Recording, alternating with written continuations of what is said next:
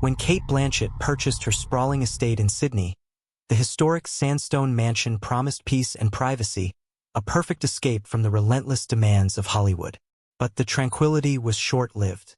On a crisp April evening, Cate invited her close friends, American filmmaker Sarah Miller and her husband Tom, to stay at the house.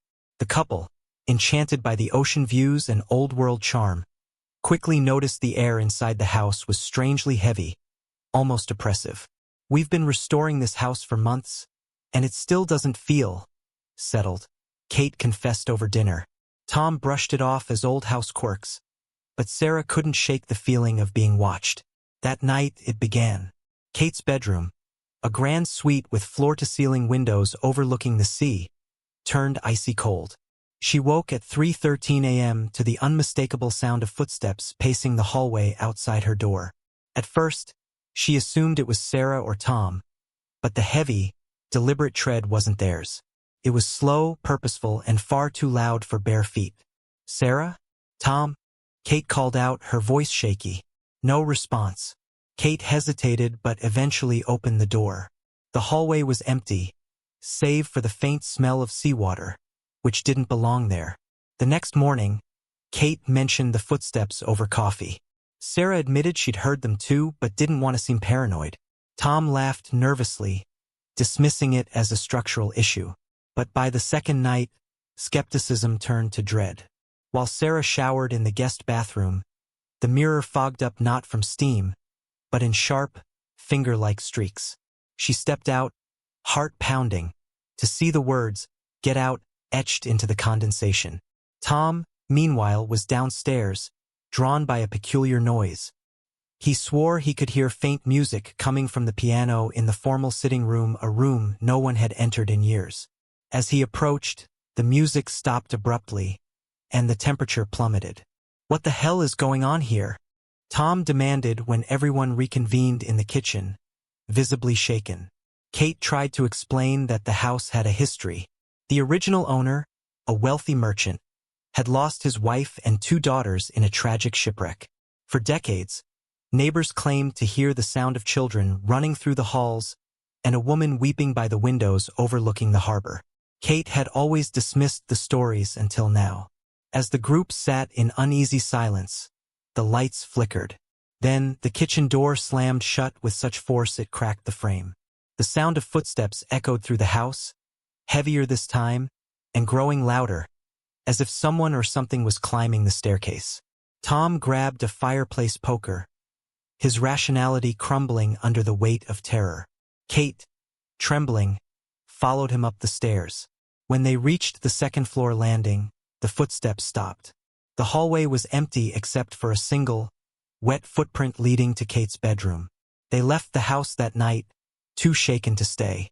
Cate, ever the skeptic, refused to call it a haunting. Instead, she sold the mansion quietly, unwilling to live with the unanswered questions that plagued her sleepless nights. The new owners moved in last month. They haven't been seen since. Weeks after Cate Blanchett's abrupt departure, the estate remained eerily still. The new owners, a young American couple named Rachel and David Simmons, had eagerly moved in, thrilled by the property's history and charm. Friends remarked on their social media posts, showing off the home's opulent interiors and sweeping views of the Sydney harbor. But then, without explanation, the posts stopped. Cate, despite herself, kept tabs on the house. She couldn't help it.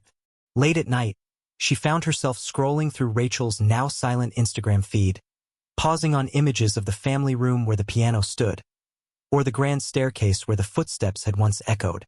Her stomach turned with unease when she realized that their last photo, a casual shot of David sipping coffee on the veranda, had been uploaded exactly 3 days after they moved in. 3 weeks later, Cate's assistant handed her a manila envelope with no return address. Inside was a single photo, a dimly lit image of her former bedroom. The bed was unmade, the curtains half-drawn, and there in the corner, faint but undeniable, was the shadowy outline of a figure. Cate's heart raced. She flipped the photo over, hoping for an explanation, but there was only one word written in shaky, smeared ink: help. Cate tried to dismiss it as a cruel prank. Yet, As the days passed, her thoughts kept drifting back to the house. Unable to ignore the growing knot of dread in her chest, she called Sarah and Tom. "We need to go back," Cate said, her voice barely above a whisper. "Back? To the house?" Sarah's tone wavered between incredulity and fear. "Something's wrong," Cate insisted. "I can't explain it, but I think they're in danger." Tom, ever the pragmatist, tried to dissuade her. "Cate, it's not our problem. You sold the place. Whatever's happening there now isn't." "I got a photo," Cate interrupted. "Someone sent it to me. And whoever it is, they're asking for help." That silenced them. The trio returned to the house on a stormy evening, the kind where thunder rattles windows and rain pelts in relentless sheets. As they approached the iron gates, Cate felt her pulse quicken. The house loomed ahead, shrouded in shadows, its windows dark and lifeless. But the moment they stepped inside, it was clear something was very, very wrong. The air was heavy and damp, carrying the same briny scent Cate had smelled months ago. Furniture was toppled, and deep gouges marred the walls, as if something had been dragged along them. A faint sound reached their ears, a distant, rhythmic creaking, like an old rocking chair swaying in an empty room. "Where's the couple?" Sarah whispered, clutching Tom's arm. Cate didn't answer. She was staring at the staircase. There, on the first step, was a shoe, a child's shoe, soaked and muddy. The creaking grew louder. It wasn't coming from upstairs. It was coming from the sitting room. Against her better judgment, Cate led the way, pushing open the double doors. The piano was there, its lid open, keys gleaming faintly in the dim light. But the rocking wasn't coming from the piano. It was coming from a chair facing the window. "Hello," Cate called out, her voice trembling. The chair stopped abruptly. Tom reached for the light switch, but the chandelier flickered to life on its own, casting long, warped shadows across the room. The chair creaked again, slowly turning around. Empty. But as the three stared at the chair, the faint outline of a figure began to materialize, growing denser and darker, until they could make out the shape of a woman with hollow eyes and dripping hair, her mouth moving silently. "Rachel!" Cate breathed, taking a step back. The woman raised a hand, skeletal and soaked, and pointed toward the grand staircase. Then, in a voice that was barely a whisper, yet filled the room like a thunderclap, she spoke one word: "Run." But none of them moved. "Don't forget to subscribe and like if you liked this story." The air seemed to thicken as the word echoed around them. Cate felt rooted to the spot, her pulse hammering in her ears. Tom finally snapped out of his stupor, grabbing her arm. "We have to go now," he hissed, his voice cracking. But Kate's gaze was fixed on the staircase, where the faintest sound of soft, wet footsteps began to ascend coming from the basement. She could see nothing, yet the steps grew louder, faster, each one accompanied by the squelch of waterlogged shoes. "Who's down there?"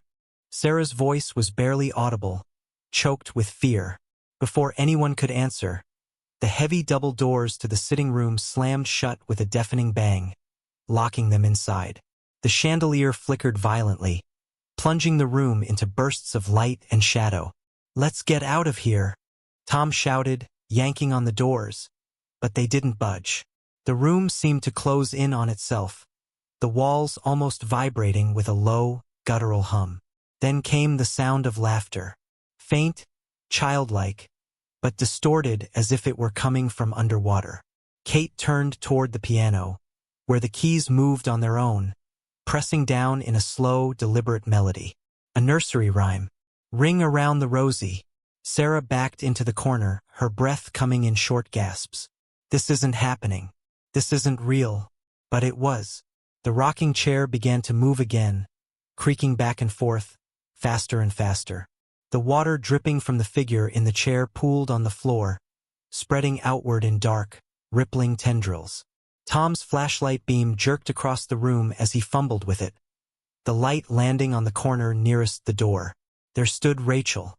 Her face was pale, her eyes wide with terror.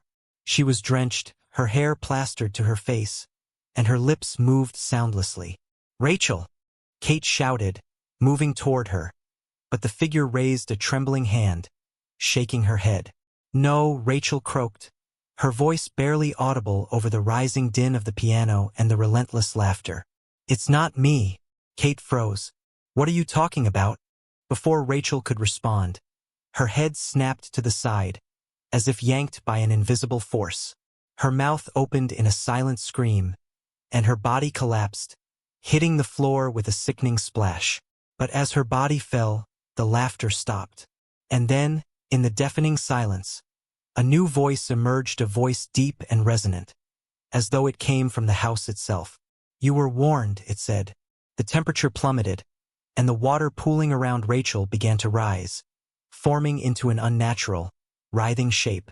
It loomed over them, taking on the vague outline of a figure, something tall and grotesque, with two long limbs and a face that seemed to shift and melt in the flickering light.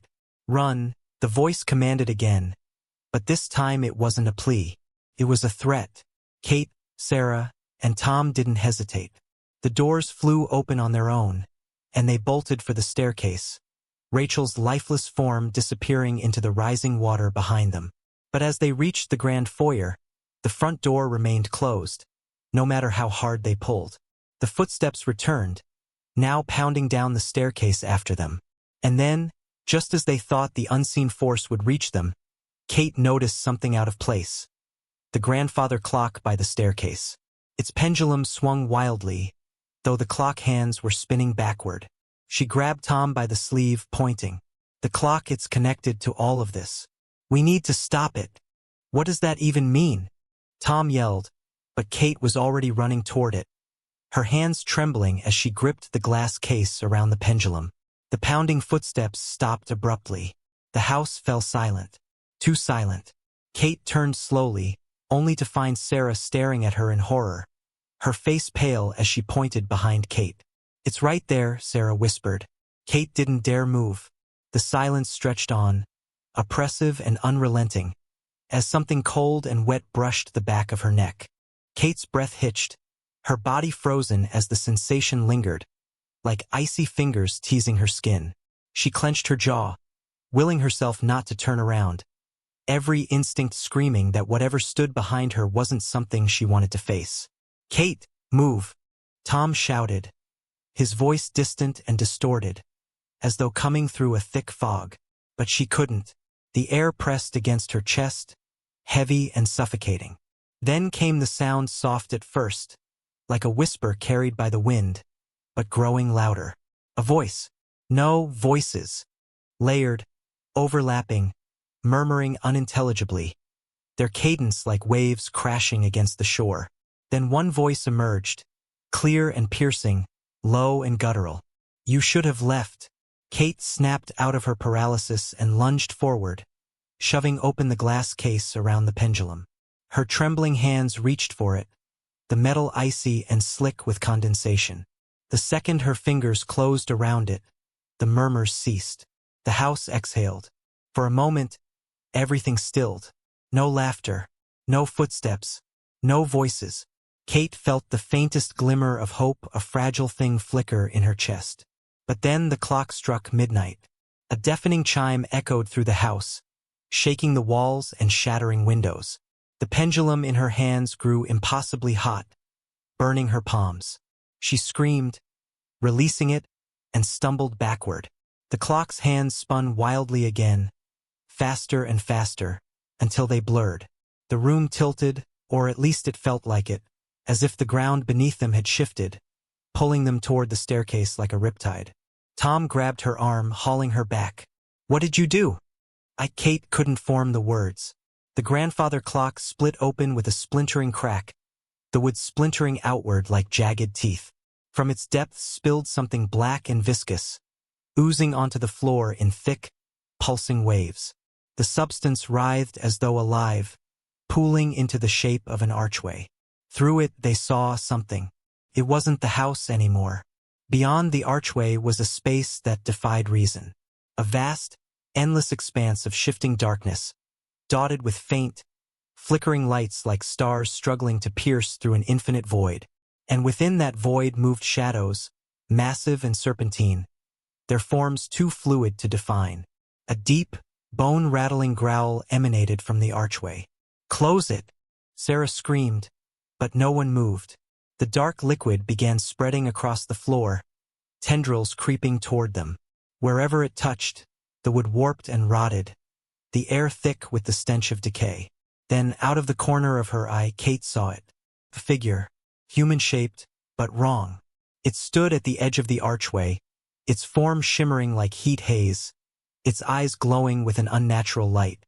It didn't walk, it floated forward, its movements slow, deliberate, and unervingly smooth. As it passed through the archway, its presence seemed to sap the very energy from the room. The chandelier dimmed, the air grew colder, and Kate's knees buckled under the weight of its gaze. "Why are you here?" the figure asked, its voice resonating like a tolling bell. Cate opened her mouth to respond, but no sound came. The figure tilted its head, the motion too sharp and sudden to be human. It stepped closer, its glowing eyes fixed on her. "You don't belong. None of you do." Behind Cate, Sarah whimpered, her back pressed against the wall. "Cate, please, we have to get out of here." But the figure extended a hand, long, skeletal fingers stretching unnaturally toward Cate. She couldn't move. And then, just as the hand brushed her shoulder, the clock chimed again. This time, the sound wasn't loud. It was faint, almost delicate, like a single drop of water hitting a still pond. But its effect was immediate. The archway began to collapse in on itself, the liquid retreating like a tide. The figure hissed, its form distorting as though being pulled backward. "You cannot run forever," it growled, its voice echoing even as it vanished into the void. The house shuddered violently, the walls cracking and groaning. The archway collapsed entirely, leaving only the shattered remnants of the grandfather clock. And then silence. Cate collapsed to her knees, her chest heaving. The others stood frozen, their faces pale and haunted. But the house was not at peace. Somewhere upstairs, a door creaked open, followed by the soft, unmistakable sound of a child's laughter. The child's laughter echoed through the house, a high-pitched, mocking sound that seemed to come from everywhere and nowhere at once. It was the last thing Cate heard before her vision blurred, her head spinning from the weight of everything that had happened. Tom stumbled toward her, pulling her to her feet. "We need to leave now." But Cate couldn't move. She looked around, her breath coming in shallow gasps, her heart still racing. The house was quiet again, but it was a suffocating quiet, one that seemed to swallow all hope. The walls were cracked and warping, the once elegant staircase now twisted, its banister crooked. There was something malevolent about it all, like the house itself was alive, watching them. The door at the top of the stairs creaked again, this time louder. It was as if something, or someone, was coming down. Footsteps followed, slow, dragging steps that seemed to vibrate through the floorboards. Then, as if the house itself was holding its breath, the sound stopped. From the darkness above, a voice whispered, a voice that didn't belong to a child, but to something much older, something twisted. "Leave her." Kate's stomach churned. She didn't need to turn around to know that something was there. Something worse than anything they'd faced so far. It was coming down the stairs, moving toward them, its presence so overpowering it made the air seem to collapse inward. Every instinct screamed at her to run, but her feet were rooted to the ground. The figure in the doorway emerged at last.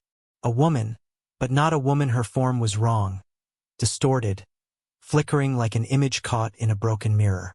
Her skin seemed to melt away, revealing dark, rotting flesh beneath. Her eyes glowed with an unnatural light, flickering like dying embers.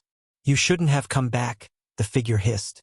Her voice was cold and cruel, carrying with it the weight of centuries. Cate opened her mouth to scream, but the words stuck in her throat. Without warning, the figure lunged forward, her arms stretching impossibly long, fingers curling like claws. Cate felt a sharp pain as the creature's fingers scraped across her cheek, dragging her closer to it.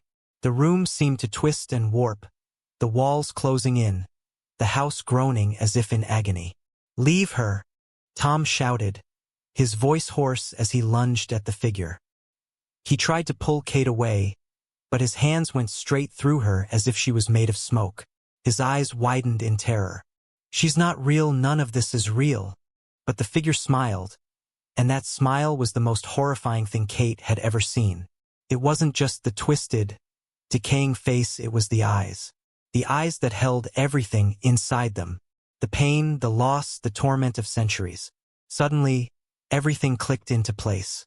Cate realized that the house wasn't haunted by ghosts, it was haunted by memories. Memories of those who had died in this place, trapped within the walls, desperately trying to escape their endless cycle of suffering.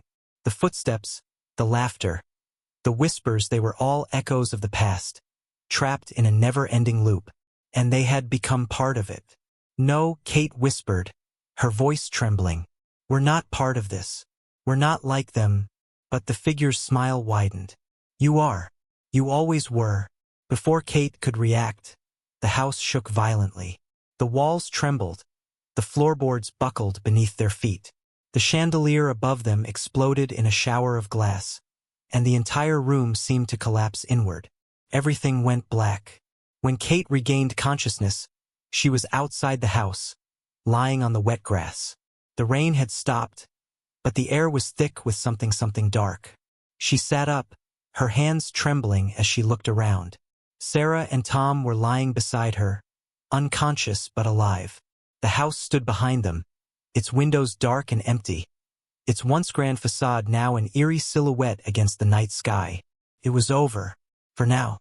But Cate couldn't shake the feeling that the house had only let them go because it wanted them to remember. The house had shown them its secrets, had whispered its terrible truth, and no matter how far they ran, they could never truly escape it. As they staggered to their feet and walked away from the house, Cate turned one last time. In the distance, she saw the faintest flicker of light in one of the upstairs windows, an almost imperceptible movement, like a shadow shifting just out of sight. And in that moment, Cate knew one thing for certain. The house was still watching them, waiting, and it would never forget. Don't forget to subscribe and like if you liked this story. Any coincidences with real events or characters are accidental.